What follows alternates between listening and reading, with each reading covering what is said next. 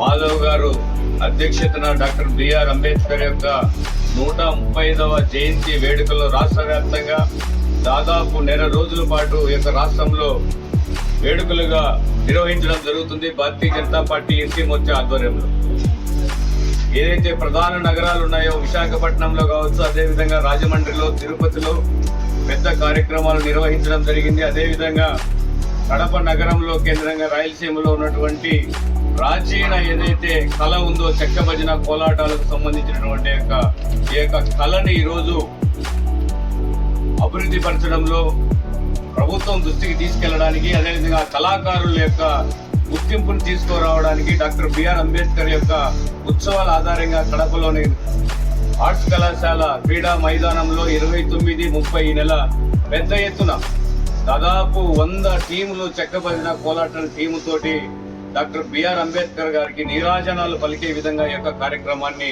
పెద్ద ఎత్తున Bharatiya Janata party SC Morcha ఆధ్వర్యంలో జరుగుతుంది. ఈ యొక్క కార్యక్రమానికి ముఖ్య అతిథిగా మాధవ్ గారు, అదేవిధంగా జమ్మలమడుగు ఎమ్మెల్యే అయినటువంటి ఆదినారాయణ రెడ్డి గారు కూడా ముఖ్య అతిథులుగా రాబోతా ఉన్నారు.